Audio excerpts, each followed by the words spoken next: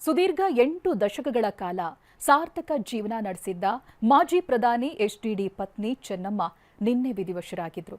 ಇಂದು ಬೆಳಿಗ್ಗೆವರೆಗೂ ಬೆಂಗಳೂರಿನ ನಿವಾಸದಲ್ಲೇ ಅಂತಿಮ ದರ್ಶನಕ್ಕೆ ವ್ಯವಸ್ಥೆ ಮಾಡಲಾಗಿತ್ತು. ಮಧ್ಯಾಹ್ನದ ಬಳಿಕ ತವರು ನೆಲಕ್ಕೆ ಚೆನ್ನಮ್ಮ ಪಾರ್ಥಿವ ಶರೀರ ರವಾನೆಯಾಗಿದೆ. ದಾರಿಯುದ್ದಕ್ಕೂ ಹೂಮಳೆ, ಅಭಿಮಾನಿಗಳ ಕಂಬನಿ ನಡುವೆ ಚೆನ್ನಮ್ಮ ಅಂತಿಮ ಯಾತ್ರೆ ಹಾಸನದ ನೆಲ ತಲುಪಿದೆ.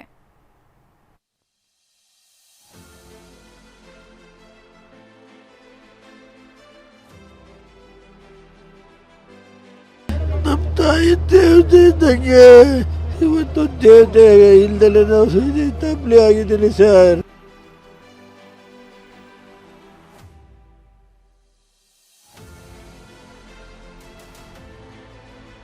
ಪದಗಳೇ ಇಲ್ಲ ಬಿಡಿ, ಖಂಡಿತ ಪದ ಇಲ್ಲ.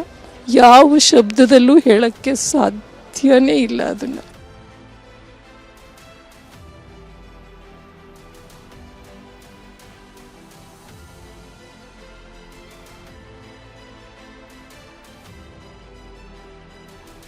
ಏಳು ಹೆಜ್ಜೆ ಇಟ್ಟಿರೋ ನೆನಪು, 7 ದಶಕದ ಬಾಂಧವ್ಯ, 7 ಜನ್ಮದ ಪ್ರೀತಿ ವಾತ್ಸಲ್ಯ ದೊಡ್ಡ ಗೌಡರನ್ನ ಅಕ್ಷರಶಃ ಮಗುವನ್ನಾಗಿಸಿದೆ. ಅದೆಷ್ಟೋ ಜನರ ಕಣ್ಣೀರು ಒರೆಸಿದ್ದ ಎಚ್ಡಿಡಿಗೆ ಈಗ ಮಕ್ಕಳೇ ಸಂತೈಸುತ್ತಿದ್ದಾರೆ. ಮಾಜಿ ಮುಖ್ಯಮಂತ್ರಿಗಳೇ ಕಣ್ಣೀರು ಒರೆಸುತ್ತಿದ್ದಾರೆ. ಪತ್ನಿಯನ್ನ ಕಳೆದುಕೊಂಡ ದೇವೇಗೌಡರ ದುಃಖ ಒಂದು ಕಡೆಯಾದರೆ, ಕುಮಾರಸ್ವಾಮಿ, ರೇವಣ್ಣ ಅಂತೂ ಅಮ್ಮನ ಮುಂದೆ ಪುಟ್ಟ ಮಗುವಾಗಿ ಬಿಟ್ಟಿದ್ದಾರೆ. ಬಿಕ್ಕಿ ಬಿಕ್ಕಿ ಅಳುತ್ತಿದ್ದಾರೆ.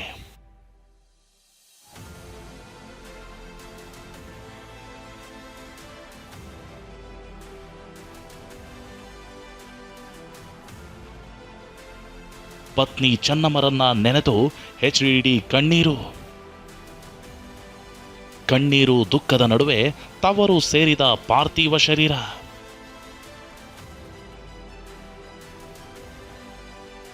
ಮರೆತು ಬಿಡೋಕೆ 1-2 ದಿನದ ಬಾಂಧವ್ಯ ಅಲ್ಲ, ಇದು ಬರೋಬ್ಬರಿ 70 ವರ್ಷಗಳ ಬೆಸುಗೆ. ಹೀಗೆ 7 ದಶಕಗಳ ಕಾಲ ತನ್ನೊಟ್ಟಿಗಿದ್ದ ಸಂಗಾತಿ ಇಂದು ಇಲ್ಲ ಅನ್ನೋದನ್ನ ಮಾಜಿ ಪ್ರಧಾನಿ ದೇವೇಗೌಡರಿಗೆ ಈ ಕ್ಷಣಕ್ಕೂ ಅರಗಿಸಿಕೊಳ್ಳೋಕೆ ಆಗ್ತಿಲ್ಲ. ಪತ್ನಿ ಕೊನೆಯುಸಿರೆಳೆದ ಕ್ಷಣದಿಂದಲೂ ನೋವಿನಲ್ಲಿರೋ ಎಚ್ಡಿಡಿ ಇವತ್ತಂತೂ ಪತ್ನಿ ಪಾರ್ಥಿವ ಶರೀರದ ಮೇಲೆ ಕೈಯಿಟ್ಟು ಕಣ್ಣೀರು ಹಾಕಿದ್ರು. ಈ ವೇಳೆ ಪುತ್ರಿ ಶೈಲಜಾ ತಂದೆಯವರನ್ನ ಸಂತೈಸಿದ್ರು. ಬೆಳಗ್ಗೆ ಹೀಗೆ ದುಃಖಿತರಾಗಿದ್ದ ಎಚ್ಡಿಡಿ ಪತ್ನಿಯ ಅಂತಿಮ ಯಾತ್ರೆಗೂ ಮುನ್ನ ಕೂಡ ಕಣ್ಣೀರಾಕಿದ್ರು.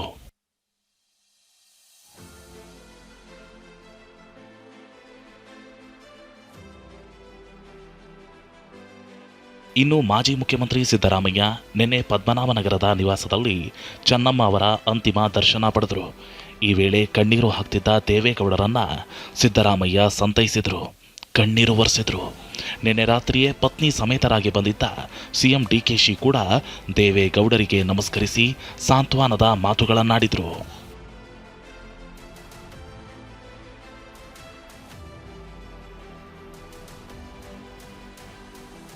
ಮುತ್ತೈದೆಯಾಗಿ ಸಾವು, ಈಡೇರಿದ ಚೆನ್ನಮ್ಮನ ಕನಸು.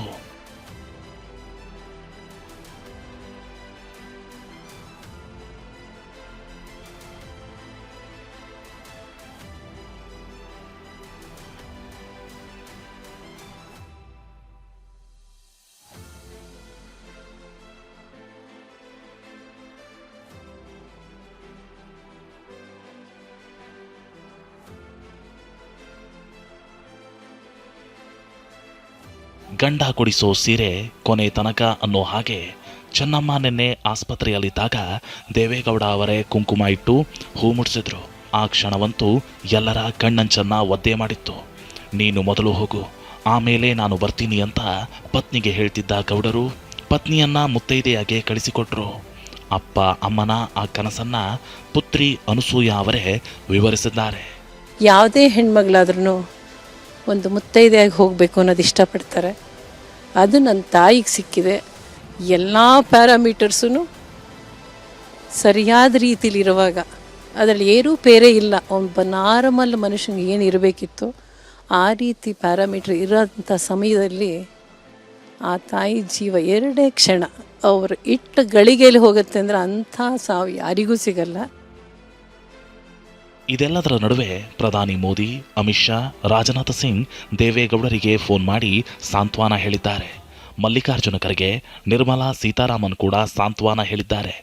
ಇನ್ನು ಕೇಂದ್ರದ ಪರವಾಗಿ ಸಚಿವ ಪ್ರಹ್ಲಾದ್ ಜೋಶಿ ಅಂತಿಮ ನಮನ ಸಲ್ಲಿಸಿದರೆ ಡಿಸಿಎಂ ಪರಮೇಶ್ವರ್ ಸೇರಿದಂತೆ ಸಚಿವರು, ಮಾಜಿ ಸಚಿವರು ಪದ್ಮನಾಭನಗರ ನಿವಾಸದಲ್ಲಿ ಅಂತಿಮ ದರ್ಶನ ಪಡೆದರು. ದೇವೇಗೌಡರ ಹಿಂದಿನ ಅತ್ಯಂತ ಶಕ್ತಿಯಾಗಿ ಅವರಿಷ್ಟೆಲ್ಲವೂ ಜೀವನದಲ್ಲಿ ಸಾಧನೆಯನ್ನು ಮಾಡಲಿಕ್ಕೆ ಕುಟುಂಬವನ್ನು ಅತ್ಯಂತ ವ್ಯವಸ್ಥಿತವಾಗಿ ಮತ್ತು ಸಂಸ್ಕಾರಯುತವಾಗಿ ಬೆಳೆಸಲಿಕ್ಕೆ ಅವರ ಕೊಡುಗೆ ಅಪಾರವಾಗಿದೆ. ನಟರಾದ ಡಾಲಿ ಧನಂಜಯ್, ದೊಡ್ಡಣ್ಣ, ನಟಿ ಪೂಜಾ ಗಾಂಧಿ, ಚೆನ್ನಮ್ಮ ಅವರ ಅಂತಿಮ ದರ್ಶನ ಪಡೆದರು. ಮುಖ್ಯವಾಗಿ ಒಂದು ವಿಷಯ ಹೇಳೋದಕ್ಕೆ ಇಷ್ಟಪಡ್ತೀನಿ. ಮೊದಲೈದೇ ಸಾವು ಎಷ್ಟು ತಾಯಂದ್ರಿಗೆ ಸಿಗೋಕ್ಕೆ ಸಾಧ್ಯ? ಎಲ್ಲೋ ಒಂದು ಕಡೆ ದೇವೇಗೌಡರು ನಾನು ಒಂದೇ ಜಿಲ್ಲೆಯವರು ಅಂತ ಹೇಳ್ಕೊಳ್ಳೋದಕ್ಕೆ ಹೆಮ್ಮೆ ಅನಿಸುತ್ತೆ. ಆ ತಾಯಿ ಆತ್ಮಕ್ಕೆ ಶಾಂತಿ ಸಿಗಲಿ ಅನ್ನೋದೇ ನನ್ನ ಅನಿಸಿಕೆ. ಹೀಗೆ ಬೆಳಗ್ಗೆಯಿಂದ ಮಧ್ಯಾಹ್ನದವರೆಗೂ ಪದ್ಮನಾಭನಗರದ ನಿವಾಸದಲ್ಲೇ ಅಂತಿಮ ದರ್ಶನಕ್ಕೆ ವ್ಯವಸ್ಥೆ ಮಾಡಲಾಗಿತ್ತು. ಬಳಿಕ ತವರು ನೆಲ ಹಾಸನಕ್ಕೆ ಪಾರ್ಥಿವ ಶರೀರದ ಮೆರವಣಿಗೆ ಸಾಗಿತ್ತು. ಮೆರವಣಿಗೆ ಆರಂಭಕ್ಕೂ ಮುನ್ನ ಎಚ್ಡಿಕೆ ಸೇರಿದಂತೆ ಮಕ್ಕಳು, ಮೊಮ್ಮಕ್ಕಳು ಅಮ್ಮನಿಗೆ ಪೂಜೆ ಸಲ್ಲಿಸಿದರು. ರಾಷ್ಟ್ರ ಧ್ವಜವನ್ನ ಹೊದಿಸಿ ಸರ್ಕಾರಿ ಗೌರವವನ್ನು ಸಲ್ಲಿಸಲಾಯಿತು. ದಾರಿಯುದ್ದಕ್ಕೂ ಜನಸಾಗರ, ಅಂತಿಮ ದರ್ಶನ. ಪದ್ಮನಾಭನಗರದಿಂದ ಹೊರಟ ಅಂತಿಮ ಯಾತ್ರೆ Nelamangala cross, Solur cross, Moorur hand post, Kunigal cross, Bellur cross, Channarayapatna, ಶಾಂತಿಗ್ರಾಮದ ಮೂಲಕ ಹಾಸನ ತಲುಪಿತ್ತು. ಹೀಗೆ ದಾರಿಯುದ್ದಕ್ಕೂ ಸಹಸ್ರಾರು ಅಭಿಮಾನಿಗಳು ಚೆನ್ನಮ್ಮನ ಅಂತಿಮ ದರ್ಶನ ಪಡೆದರು.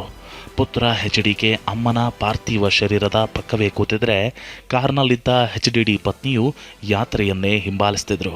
ಪ್ರತಿ ಬಾರಿ ಹುಟ್ಟೂರಿಗೆ ಆಗಮಿಸಿ ತನ್ನೂರಿನ ದೇವರುಗಳ ಮೆರವಣಿಗೆ ನೋಡುತ್ತಿದ್ದ ಚೆನ್ನಮ್ಮ ಈ ಬಾರಿ ಮಾತ್ರ ತಾನೇ ಮೆರವಣಿಗೆಯಲ್ಲಿ ಬಂದಿದ್ದು ಇಡೀ ಹಾಸನ ಜನರನ್ನ ಕಣ್ಣೀರಾಗಿಸಿದೆ. Bureau report, TV9.